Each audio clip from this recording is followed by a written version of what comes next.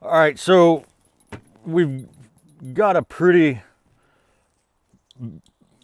wide array of footwear at WesSpur Tree Equipment, so I felt it was time to kind of do a video, talk about boot selection in general for tree work, and specifically out of what we offer at WesSpur Tree Equipment. So historically, in tree climbing, guys wore whites, Wescos, Nicks, the block heel, you know, quote unquote logger type of boot, even though in the woods we don't wear these, we wear corks. But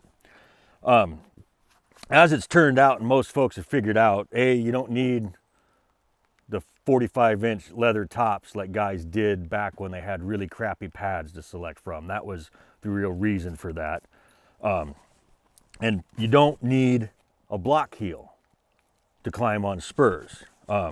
These are great for firefighting. These are my old boots from the Hot Shots, been resold and reworked a few times.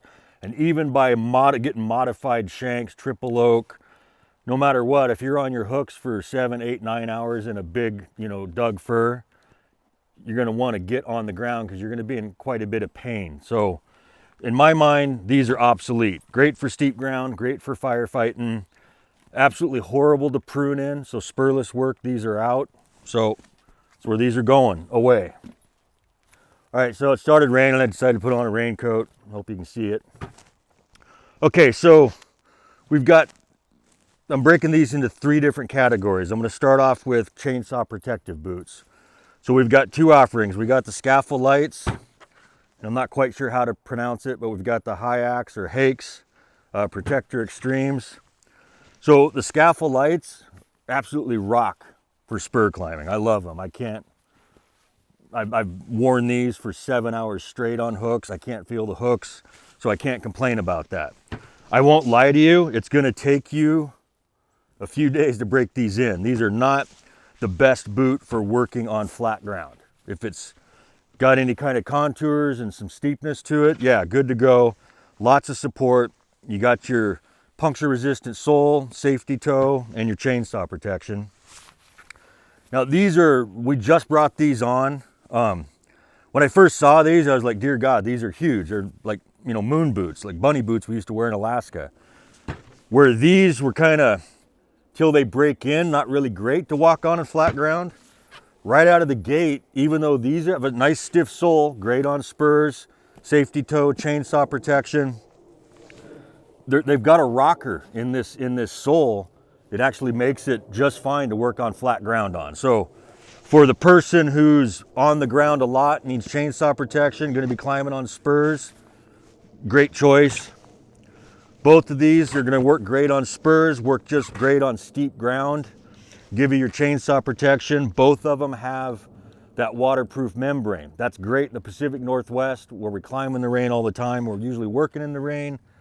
Downsides to your waterproof membranes, you're going to have hot feet in the summertime. Just keep that in mind. Also has a safety toe, steel shank, and there's a fair bit of foam in the top of these. So these are going to be a bit warmer. I'm not going to call these wintertime boots, but if you don't have freezing injuries like some people do, myself included, where you actually need winter boots if you're in a wintertime climate, these will get you by. All right, so that's our 2 offerings for chainsaw protective boots. Not my first pick for spurless climbing. Not saying you cannot climb spurless in them. It's just they're not going to be as effective as other choices. And something to think about, you don't necessarily need to be a shoe whore like I am, but I wear the footwear for a specific task to get the best performance possible. So I'm not above switching out boots when I get on the ground to change operations if I'm going from removal to straight up spurless work. All right, so that's our chainsaw protective offerings. And then what I kind of categorize next is boots that are going to work well in both spurless climbing operations and when you got to wear spurs. So the 2, and I'll include these Wind Rivers as well, but these are kind of, we'll put those kind of as third. So the 2 offerings that we have that are going to be a great choice for that combination duty, wearing spurs and doing spurless climbing, your foot ascender fits on the boot nice. Some of these boots have a feature where there's a built-in loop for your floating knee ascender. So I'll start off first with the Tango VIs. I love these boots. Not a boot that you want to go hiking in per se, but great on spurs, great for spurless climbing. It's a real waterproof membrane, so summertime you are going to get hot foot. This sole is replaceable. It's a fairly soft rubber sole, and I'm going to go into the two #1 destroyers of boots for people that do tree work in the urban environment. So when we have these soles that are sticky and they're going to smear good on the bark and on the wood of the, in the tree, that means they're going to wear out faster in that urban environment where you're on asphalt and concrete, terrain of that nature.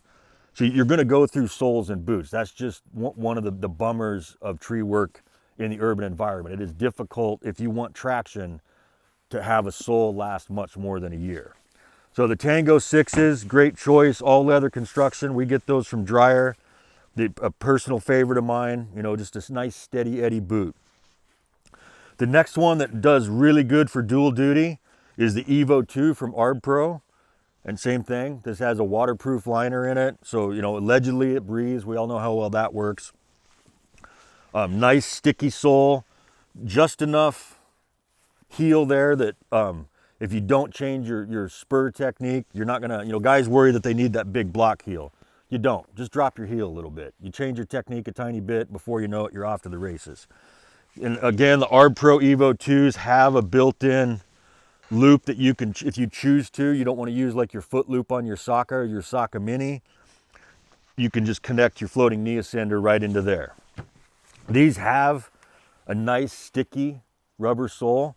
It's going to wear out quick in that urban environment, but any cobbler that can do rock climbing shoes and mountaineering boots can resole these for you.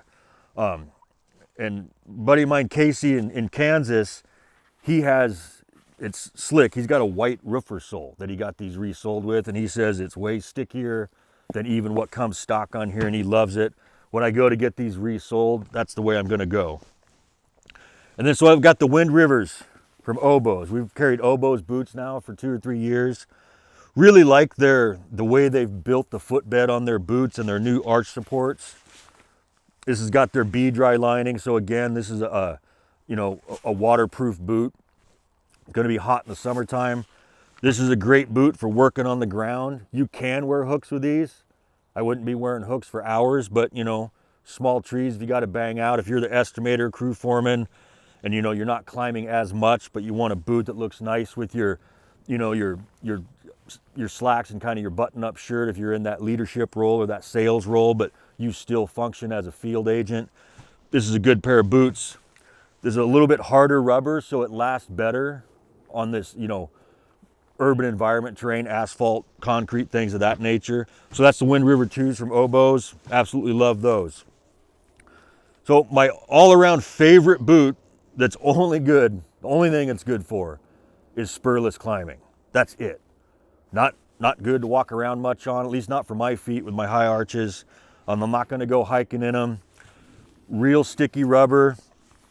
I've seen guys wear spurs in these. They're obviously clearly very tough individuals, because this has got a soft sole. It's much more like a big wall climbing boot, or like an old school climbing boot. Absolutely rocks when you're doing rope walker systems. They've got the little keeper tab there for keeping your strap on your floating knee ascender from coming up. The big rubber panel here is a nice wear point. That's where your foot ascender is going to be laying. Absolutely love these boots. The downside to them, for my purposes, to where I couldn't wear these all the time, there is no waterproof liner in these, so you're absolutely feet are going to be soaked in the Pacific Northwest or any region where you're working in the rain. Excellent competition boot, hands down my favorite spurless climbing boot, and I'm on my second pair of these. Can't say enough about them, and great price point on both of the boots from Drayer. So going back to the things that wreck boots. Obviously we talked about that friction environment where it's abrasive. So your concrete, your asphalt, those gravel driveways and things of that nature, you're going to wear your boots out prematurely. The other thing that kills boots is not drying them out and not caring for the leather, or if it's an all fabric boot. That's critical. Buy a peat boot dryer. They're inexpensive. They put a 25-year guarantee on them because they last for longer than that. My oldest boot dryer is 30 years old. It still works. You know, you put your boots on there at night, they're dry in the morning, it dries them slowly, correctly, and there's a variety of other boot dryers. Boot dryer is your friend, and having the ability to switch out to a different pair of boots is gonna get you more life out of them. Paul Didier down in Barbados, he has 2 or 3 pairs of the same boot, and he just cycles through them. That's how he gets good life out of his boots. You know, he adheres to the same concept, 1 is none, 2 is 1. So back to picking boots. If I was gonna, you know, budget issues, things like that, and you need one boot to kind of do it all, I'd be looking at something like these. One that I did forget to mention because I'm wearing it, it's the Clip and Step from ArbPro. Super comfortable boot, great spurless climbing boot. If you're tougher than me, you could wear spurs with these, but the sole on these, in my opinion, is even softer than it is on the Tango Lights. And I don't have it on the right side, but on the left side, the new Clip and Steps come with the replaceable loop for putting your floating knee ascender in. And these also have a really sticky sole, so that's gonna wear out quick on the concrete, but same thing, any cobbler that can do rock climbing boots and shoes could resole these for you. And they also have that high vent waterproof membrane, which translates to sweaty feet in the summer, and in, you know, especially if you're working somewhere like the Gulf states where, you know, it's just horribly humid and you just live your life coated in sweat. Don't know how you guys do that. Okay, so back to that. If I was gonna pick a pair of boots that needed to do dual duty, I'd either be looking at the Tango VIs or the Evo 2s. For climbing rarely or sometimes, but you want something on the ground or a good all-around ground pounder kind of boot, get the Wind Rivers. They rock. Straight up spurless only climbing, like I said, I can't say enough about these. I love them, and the price point works for me. If I blew through 2 pair of those a year, yeah, big deal. I'm good with that. Chainsaw protection, we've only got 2 offerings. Scafell Lights, and again, I don't know how to pronounce it, forgive me, the HAIX, however you're gonna say that.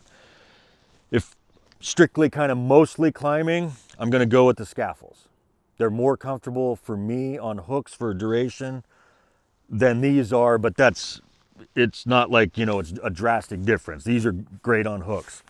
I will say that if you're gonna be on the ground frequently and it's flat terrain, these are gonna be much more comfortable to walk in day to day, even after you break these guys in. They've got a stiff last, and there's just not much flex. I made the mistake when I first got these. I went up the ridge, screwing around, did a couple climbs, you know, hung out, wandered around some, and my feet were hamburger just because these were so stiff. And I should have broken them in a little bit better before I went that route. So again, 3 categories in my mind. We've got the chainsaw protective boots. Chainsaw boots usually going to be good on spurs. We've got our combo boots where they'll work effectively for spur climbing and spurless climbing, as will these kind of estimator sort of boots. And then the straight up spurless only, which would be the Tango Lights or the Clip and Steps, which are, you know, excellent spurless boot. They rock. Not a thing wrong with these. Right, so that's what we got for boot offerings from WesSpur's Tree Equipment. Again, boot dryer, and use the correct leather preservative. Usually the manufacturers have one they recommend for your boots, which before you put that stuff on, clean your boots, and you'll get quite a bit more life out of your boots. Trust me on that. Footwear is absolutely just as important as your harness selection. So this is the offering of boots from WesSpur's Tree Equipment.